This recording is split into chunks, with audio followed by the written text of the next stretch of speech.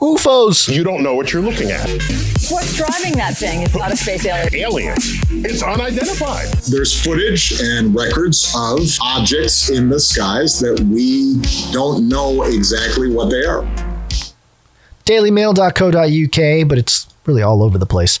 Exclusive dramatic video of UFOs over the Pacific are revealed as expert pilots describe seeing bright lights moving in racetrack circles over the summer, but say their employers told them to keep quiet. Ooh. A series of strange UFO incidents over the Pacific Ocean this summer were captured on video and in high air traffic control recordings after sightings by dozens of pilots. Experienced captains and one former F-18 pilot told dailymail.com they saw bright lights moving in elongated circles or racetracks for hours high in the sky while they flew on routes from Japan and Hawaii towards the U.S. West Coast in August and September. The incidents were reported to the FAA, and a researcher obtained dramatic audio of the pilots calling in the strange sightings to Los Angeles Air Route Traffic Control Center, ARTCC. Pilots also attempted to film from their cockpits the group of between 3 and 5 bright objects, which appeared to fly around in the area of the sky where the scoop of the Big Dipper constellation sits. And I've heard that before, too, that they sort of line up with stars or constellations before they start moving around. It's a common thing that we've heard about the UFOs in general. Now, I have the clip here, and I'll play it. It's about 51 seconds. I edited parts of it. If there's some parts that are hard to hear, I can repeat it. There's texts on screen for those who are following along there. So, and I'll talk a little bit about the actual sighting itself, but here's the audio. I believe this is one of the pilots from his cockpit in communication with the ARTCC. Okay, there it is. And there, barely see it. Oh, dang it, went away. Okay, before we continue, what you're seeing is sort of the clouds and up above. It's a higher vantage point, so it looks like it's from the cockpit, and it's blurry, but it's a ball of light. And then it sort of, what's the word? It moves and disappears. And I have to say, anytime I've seen these lights in the sky, I've seen a few of them. Of course, my immediate thought is it a star? Is it an airplane? Is it Starlink? It's, I try to go through the rational stuff. I never jump on the, hey, I saw a UFO thing, because there's a lot of different things that it can be. But the ones that I've seen that make me go, huh, they all do the same thing. They're there. They almost look like stars. They're just sitting there, kind of like bright stars. And then they move as if they are moving back up, like sucked away, and the light, it doesn't move like sideways or whatever. It moves like away, like towards the firmament or outer space or whatever. It goes that way, and it just disappears. And the visual that we get here from these guys here are very much, it's like that. It kind of goes away. It gets sucked away, which is very interesting. But anyway, continue the clip here. It went away.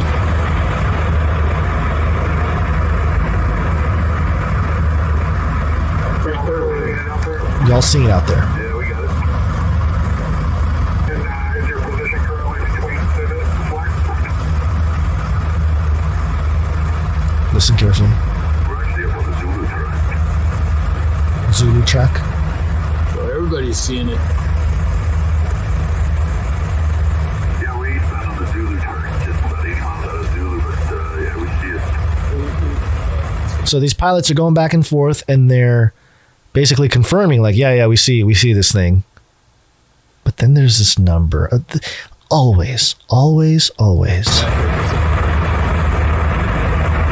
we're at 330 right over Civet. Pilot 1, yeah, we're at 330 right over Civet. And we're looking at it right now. That's what Pilot 1 says. Yeah, we're at 330 right over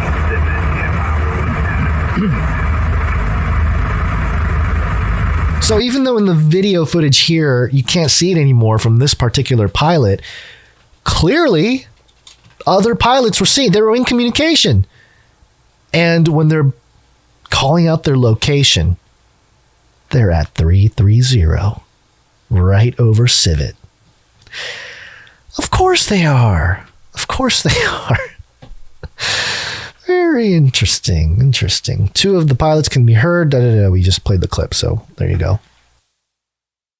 The pilot described seeing maybe 3 aircraft there, then called ARTCC 23 minutes later, stating there are now like 7 of them, and estimated that they were at least 5 or 10,000 feet above us. Wait a minute. Hold on. Okay, hold on. The quote from the pilot is, there's now like 7 of them, and at least 5. Oh, okay. Okay, so like 5,000 or 10,000 feet above us. Okay, because when he said he's at least 5 or 10,000 feet above us, it's like, it's kind of a big range there, buddy. I think you'd notice if he was 5 feet above you as opposed to 10,000. But okay, 5,000 to 10,000 is what he meant. Okay. Asked to elaborate by the controller, the rattled Hulsey added, Hulsey is the pilot, quote, they just keep going in circles. I was an F-18 pilot in the Marine Corps, and I'm telling you, I've done many intercepts. I've never seen anything like this. End quote. At certain times of the day, satellites can reflect the sun and appear to pilots as bright lights in the sky, but the expert aviators say they believe the circular movement and duration of the sighting, some for hours, ruled out satellites.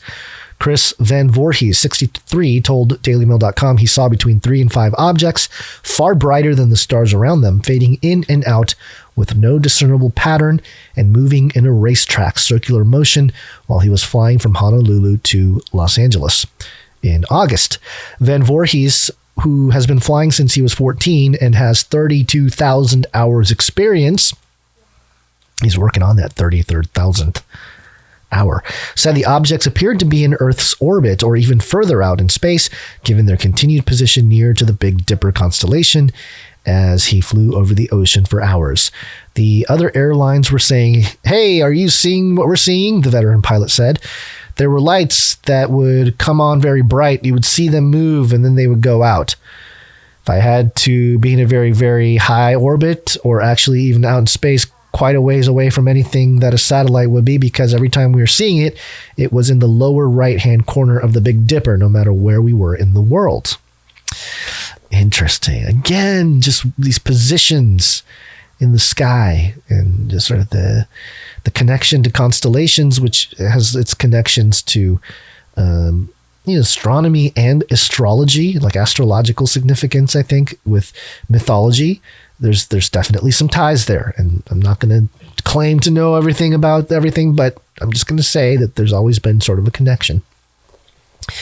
Then it goes through a few other things. We don't have to go through all the details, but more and more of this type of story coming out, and it's really undeniable now that the cat's out of the bag. We've had slow disclosure for years, and it's really reached another level when it comes to the reality. And truly, I remember 10 years ago hearing people like L.A. Marzulli and Derek Gilbert and the late Russ Dizdar and others talk about UFOs, and they would often say, like, we at a certain point, when the UFOs show up, whatever, over the cities, like how L.A. Marzulli describes it, most people will be like, yeah, of course, yeah, sure, yes, aliens are here, yes, we've known about them, great. When is the next football game or whatever?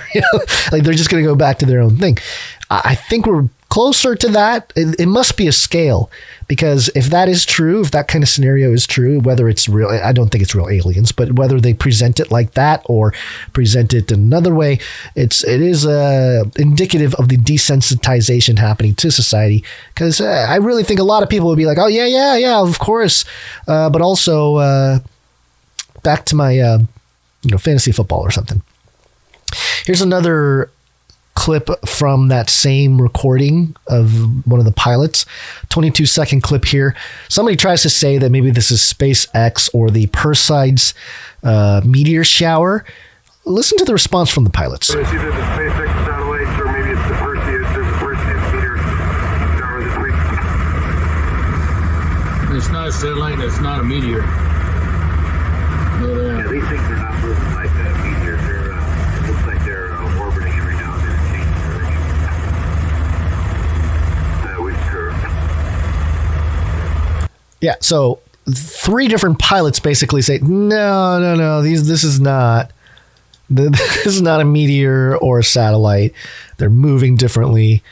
And these other pilots go, yep, that's what we see. Completely different. And so nonchalant, they're just like, yeah, it was weird. Definitely weird. Which is good. I'm glad that these people that are seeing it and making these recordings, they're not freaking out, right? I mean, they shouldn't be.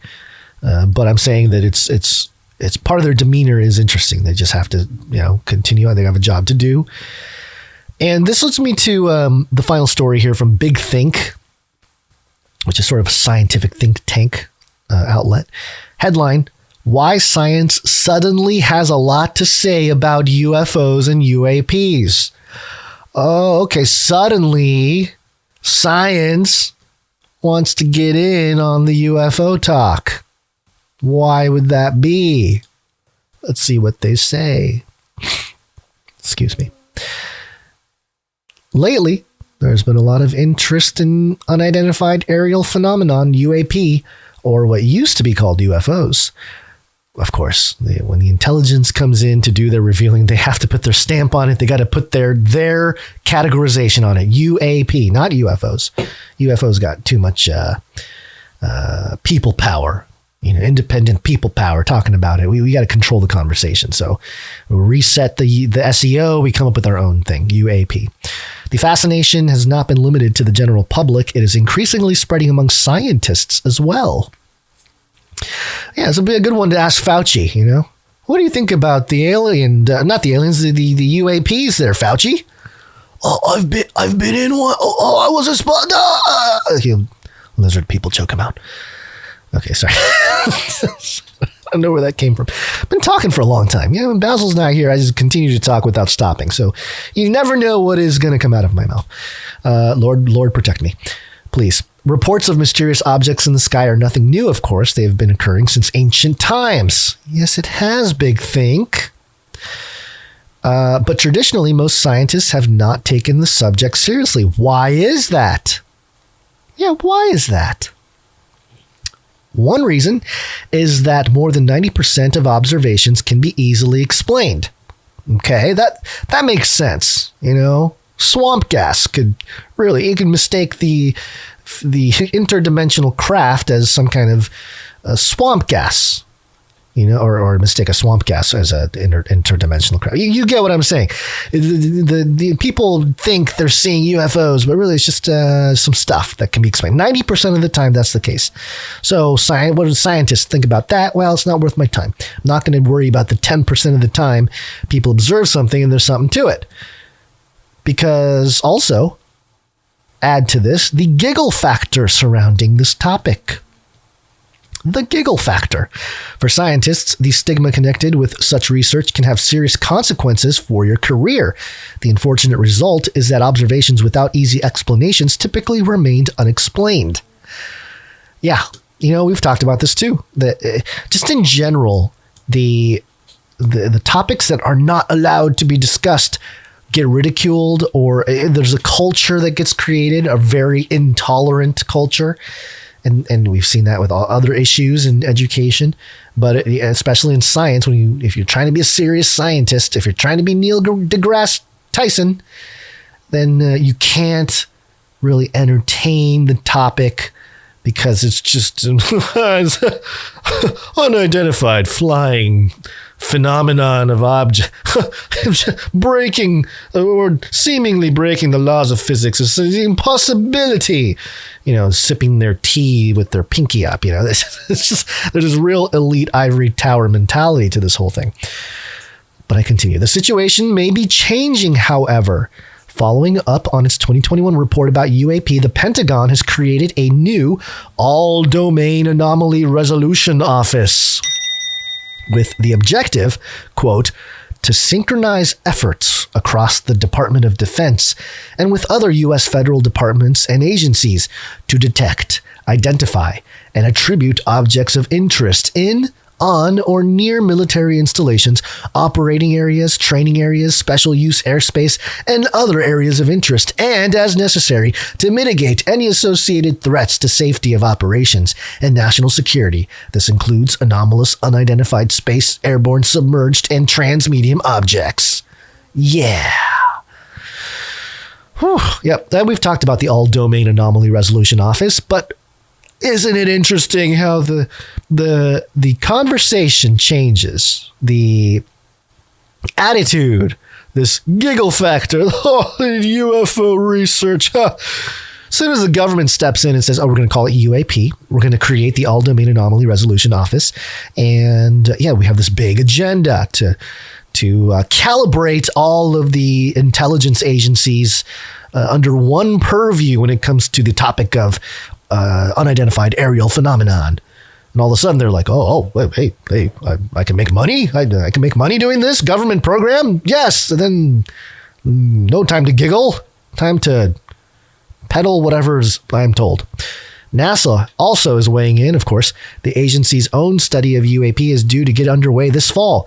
This is not the first time government agencies have tried to get to the bottom of what's going on with UFOs. Probably the most famous of these studies is Project Blue Book, conducted in the 1950s and 60s, and there's well-documented history there. Methodical approaches to UAP, but these official projects are not what's changing minds today. Oh, okay, so what is? The greatest change is that we are finally able to start applying the scientific method to UAP. Oh, really? Now you can't? You couldn't do it before? Or you weren't telling us that you were doing it?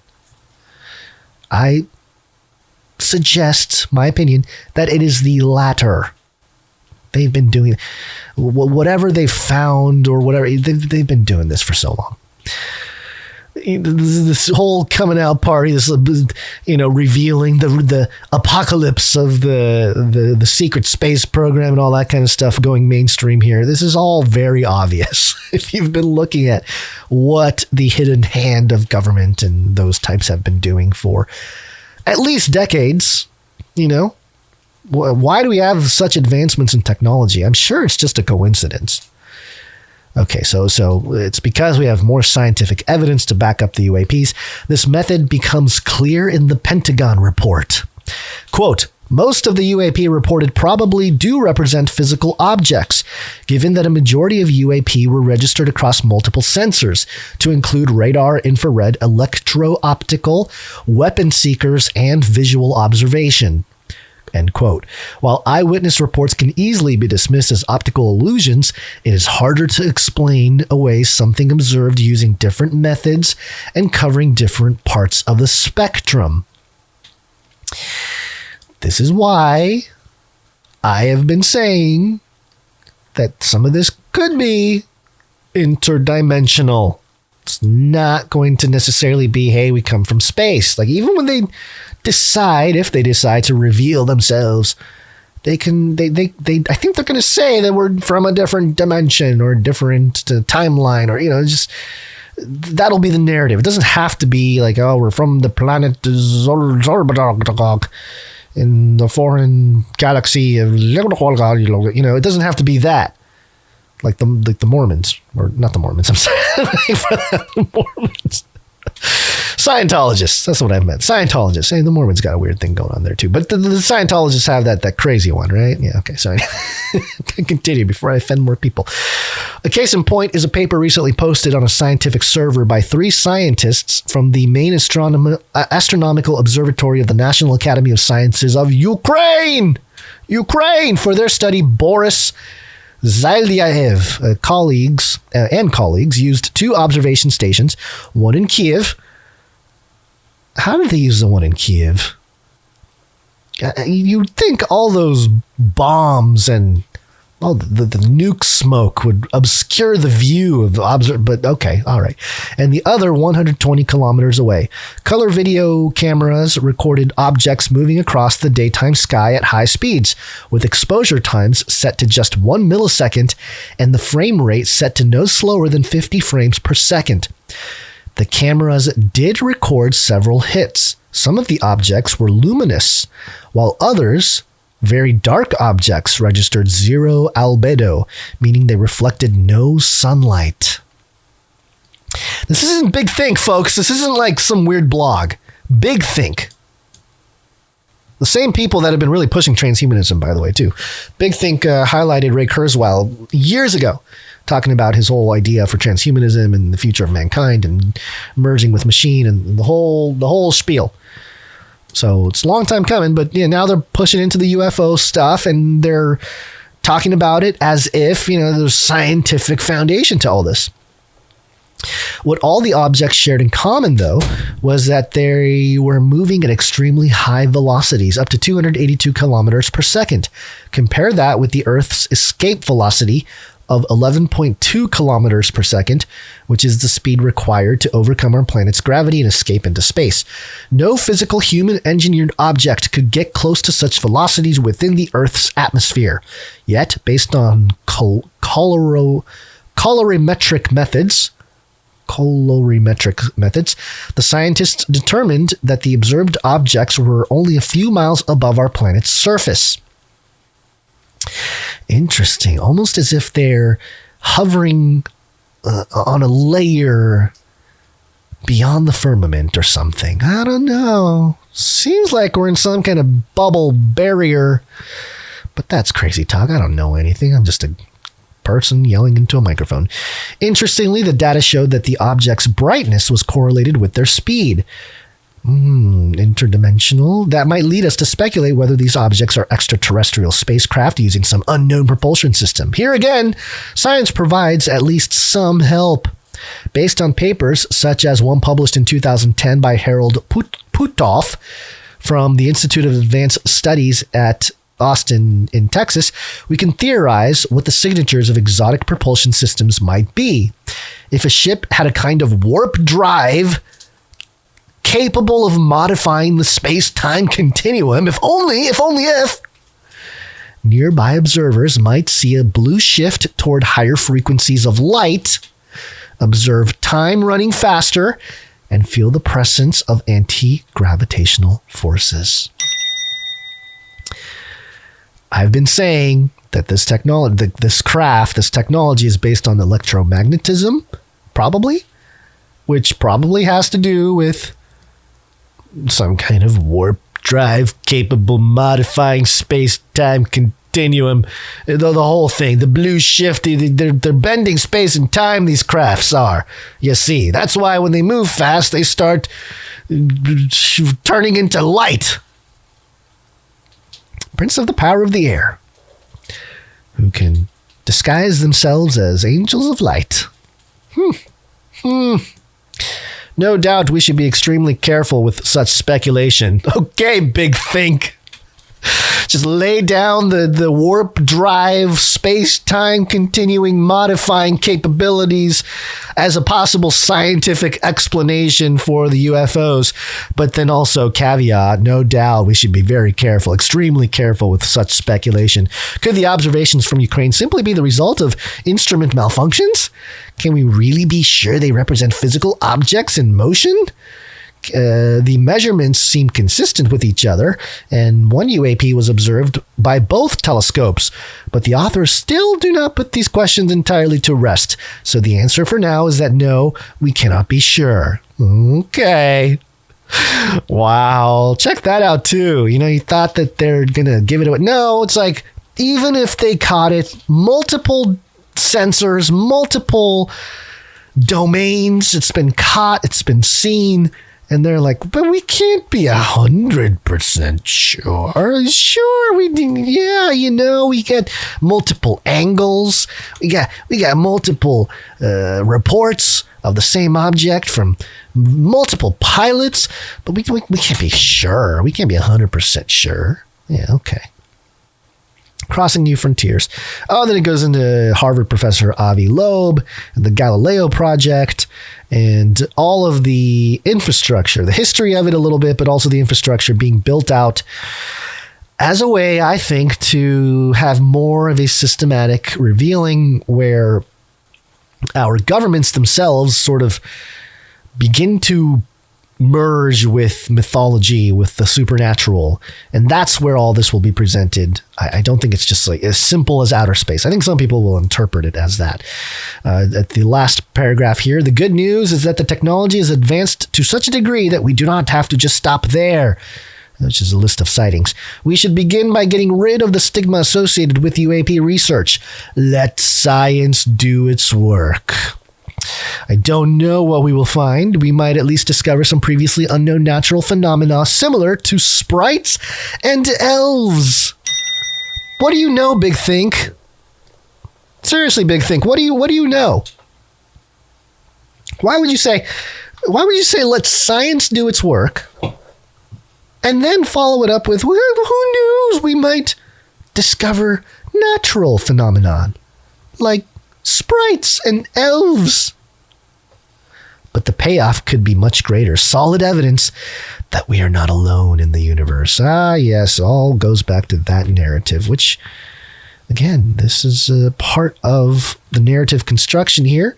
And the UFO topic we will keep track of. It has obviously gone mainstream entirely. And I also left the link in the show notes for the U.S. Department of Defense, defense.gov. The DoD announces the establishment of the All Domain Anomaly Resolution Office. That was back in July of 2022. And of course, in that document, it outlines what they would like to do. Number 1, surveillance, collection, and reporting. Number 2, system capabilities and design. Of what? Craft that is able to bend space-time. Number 3, intelligence operations and analysis. Number 4, mitigation and defeat. Number 5, governance. Number 6, science and technology. You know, for a government program, I think they're getting lazy. They're like, come up with 6 things. It's like, oh, we can really only come up with like 3.5 really good ones. So for number 5, we'll do governance. We are the government, but we'll put on paper. Number 5 is we got to do government. We need governance. And then 6, what are we? We're the Office of All Domain Anomaly Resolution. Science and technology. Put that on the list. Number 6, we're going to do science and technology. I'm sorry, folks. I'm a little loopy at the end of the show here, but it is pretty ridiculous when they're like, well, our objective is government. Our objective is science and technology. It's like they're saying things without saying nothing. So there you go.